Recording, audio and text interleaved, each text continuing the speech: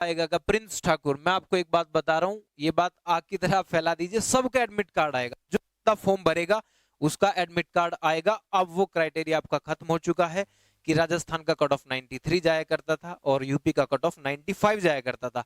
अब ऐसा कुछ नहीं है। जय हिंद प्यारे साथियों, खबर तो फैली चुकी है और आप लोगों को पता भी चल चुका होगा कि जैसा पहले इंडियन एयरफोर्स किया करता था, इस बार भारतीय नौसेना इंडियन नेवी करने वाला है।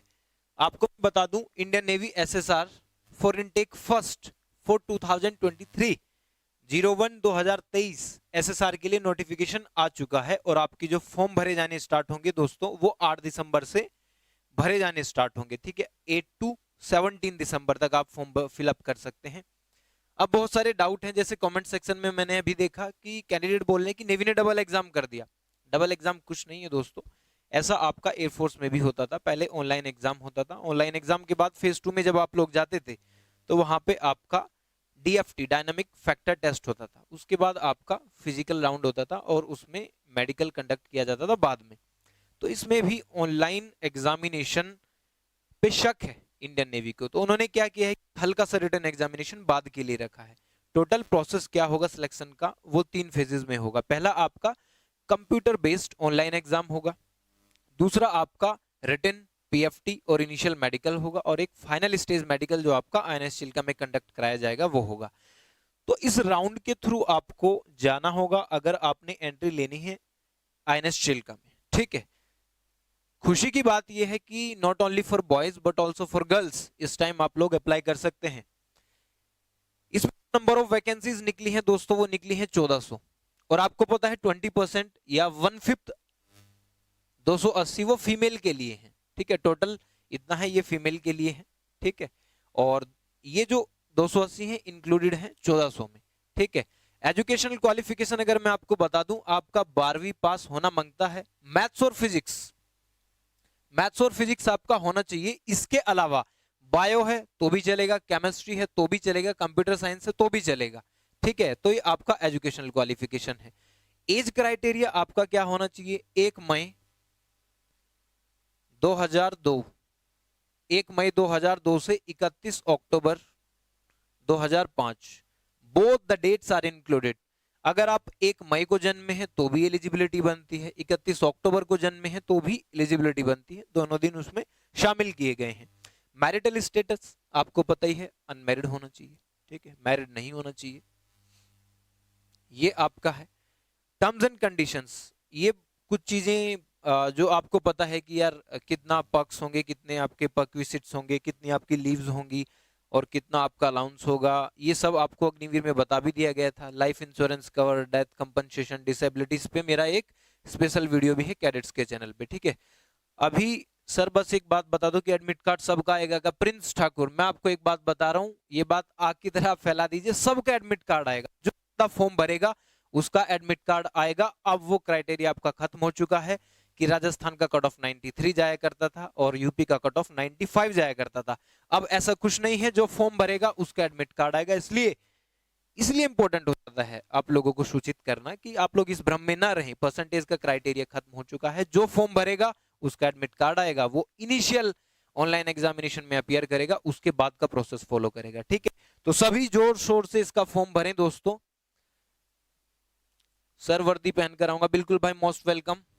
एमआर का भी आ चुका है दोस्तों, उस पर भी बात करेंगे। सबका एडमिट कार्ड आएगा, ये बात आप लोग ध्यान रखें, इसलिए फॉर्म भर दें, सबका एडमिट कार्ड आएगा दोस्तों। अब मैं आपको सिलेक्शन प्रोसेस बता देता हूं। ठीक है, सिलेक्शन प्रोसेस में मैंने आपको बताया कि 3 स्टेजेस में होगा, पहला ऑनलाइन एग्जाम, दूसरे स्टेज में आपका रिटन एग्जाम और आपका पीएफटी और इनिशियल मेडिकल, और फिर आपका फाइनल मेडिकल जो चिल्का में होगा। ठीक है, शॉर्ट लिस्टिंग स्टेज फर्स्ट जो है आपका, मैं आपको दिखा दूं।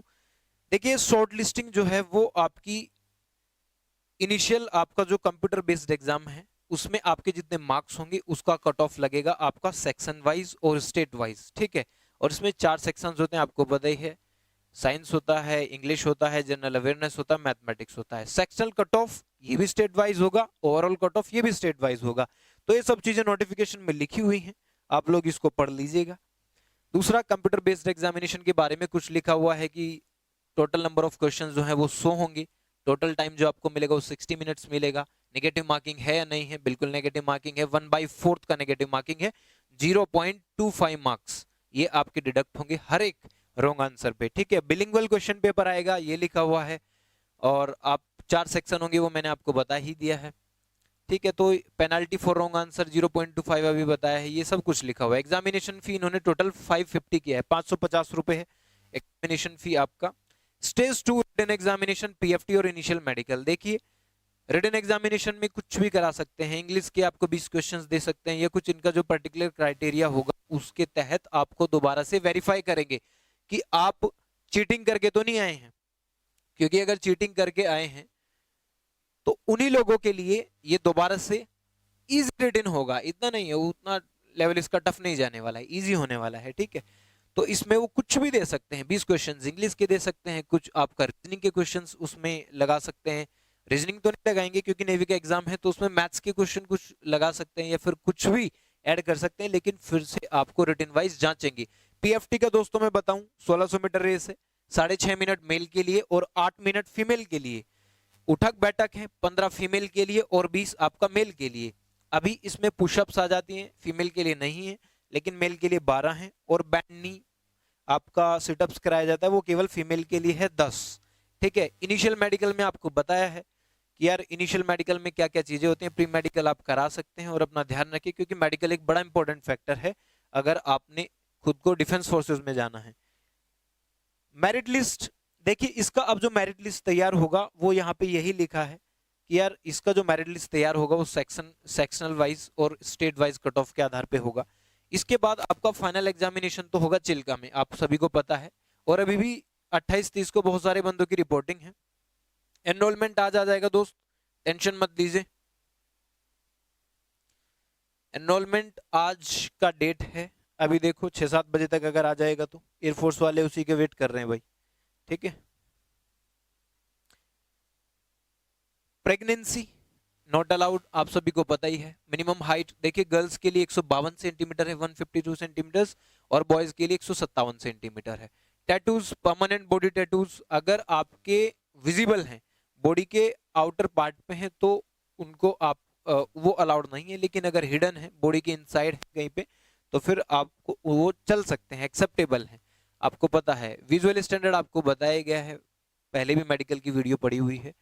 ट्रेनिंग आपका, training for the course will commence in May, इसका मतलब अगर मई में ट्रेनिंग स्टार्ट होगा तो अप्रैल में आपका फाइनल मेरिट लिस्ट आएगा, ये बात ध्यान रखें। अप्रैल में फाइनल मेरिट लिस्ट का जो अनाउंसमेंट होगा वो अप्रैल में होगा, और आपका जो सेशन है वो आपका मई में स्टार्ट हो जाएगा ट्रेनिंग का, ठीक है।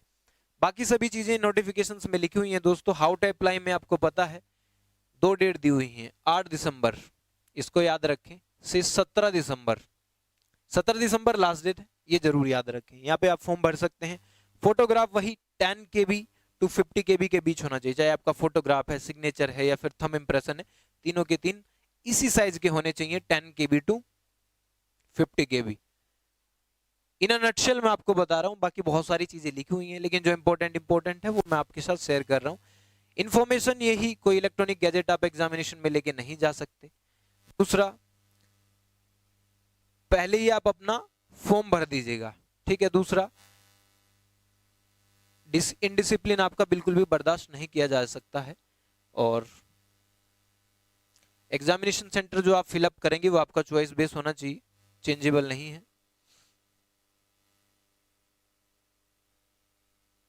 डोमिसाइल, देखिए डोमिसाइल क्योंकि स्टेट वाइज कट ऑफ लगेगा तो डोमिसाइल की धोखाधड़ी बिल्कुल भी बर्दाश्त नहीं होगी। दूसरा मैं आपको बता रहा हूँ, एक तो पहले चीज तो आप डोमिसाइल याद रखेंगे कि डोमिसाइल में अगर आपने कोई फॉल्स इंफॉर्मेशन शेयर की है तो आप पकड़े जाएंगे, तो स्ट्रिक्टली प्रोहिबिटेड, इस चीज को आप ध्यान रखें। दूसरा आप क्या ध्यान रखेंगे दोस्तों, डोमिसाइल के अलावा, क्या सर मैं दूसरा फॉर्म भर सकता हूँ, मेरा पहला फॉर्म गलत हो गया यार, एयरफोर्स के टाइम पे इतना सुनने को मिला है ना आप लोगों से, यार दूसरा आपने भरना ही क्यों है, ये बताइए। जब आपको पता है इतने दिन बाद वैकेंसीज आती हैं, इतना टफ क्राइटेरिया हो गया है जॉब लेने का, तो आप फॉर्म गलत भरते ही क्यों हैं? पहली बात तो आपने फॉर्म गलत नहीं भरना है, ठीक है। एक बार फॉर्म भरें, अच्छे से फॉर्म भरें, क्योंकि इस नोटिफिकेशन में ये लिखा हुआ है कि जो आपका सेकंड एप्लीकेशन फॉर्म है वो उसको रिजेक्ट कर दिया जाएगा। तो हो सकता है आपका ईमेल आईडी, आपका नंबर, आपकी डिटेल्स मैच कर जाएं तो आपका रिजेक्शन पक्का है। तो दूसरा फॉर्म भरना ही नहीं है आपने, पहला फॉर्म बिल्कुल 100% करेक्ट आप लोग भरेंगे, ठीक है। बाकी कोविड-19 की इंस्ट्रक्शंस आप लोग फॉलो करेंगे और इसमें यही मेन मेन चीजें थी। लेकिन सबसे इंपॉर्टेंट फैक्टर जो इस नोटिफिकेशन में मुझे लगा, इन्होंने अलग से इस चीज को पॉइंट आउट किया है कि अगर आप कोई दूसरा एप्लीकेशन फॉर्म भरेंगे तो रिजेक्शन के चांसेस हैं, और अगर रिजेक्ट होता है तो you are responsible for it, आपका उत्तरदायित्व बनता है। तो फिर आप क्यों गलत फॉर्म भरते हैं? पूरा करेक्शन करके फॉर्म भरिए, कुछ भी गलत नहीं होना चाहिए, ताकि बाद में आपको रिग्रेट ना करना पड़े। डेट्स याद रखेंगे, 17 दिसंबर, 8 दिसंबर से शुरू, 17 दिसंबर आपका एंड है। तो बहुत सुनहरा मौका, मैं फिर एक बार से रिपीट कर देता हूं कि सबका एडमिट कार्ड आएगा, ऐसा नहीं है। परसेंटेज का क्राइटेरिया जो पहले टेक प्लेस होता था, इस बार बिल्कुल उसको खत्म कर दिया गया है। जो फॉर्म भरेगा उसका एडमिट कार्ड आएगा, इसलिए ज्यादा से ज्यादा संख्या में फॉर्म भरिए। सर बार की मार्कशीट लगेगी क्या? भाई क्यों नहीं लगेगी? देखिए हाथ के टैटू का मैं आपको बता रहा हूं यार, अगर आपका यहाँ पे है और यहां से लेके यहां तक है तो एक्सेप्टेबल है।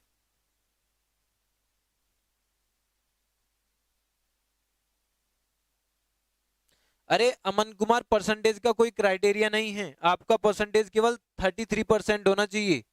33% अगर आपके मार्क्स हैं तो आपको एग्जाम में बैठने का मौका मिलेगा। अभी आप पे निर्भर करता है कि आप एग्जामिनेशन में किस तरीके का परफॉर्म करते हैं। आपके मार्क्स अच्छे आते हैं तो डेफिनेटली आप सारा प्रोसेस फॉलो करेंगे।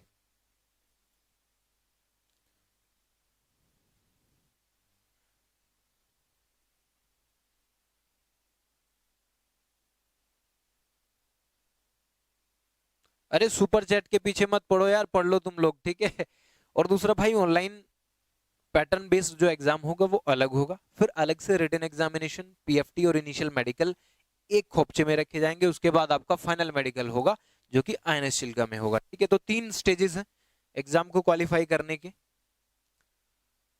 यस, देखिए नहीं, पीसी भी सुन लीजिए भाई साहब, आपका मैथ्स या फिजिक्स ये लिखा हुआ है साफ साफ उसमें, ठीक है।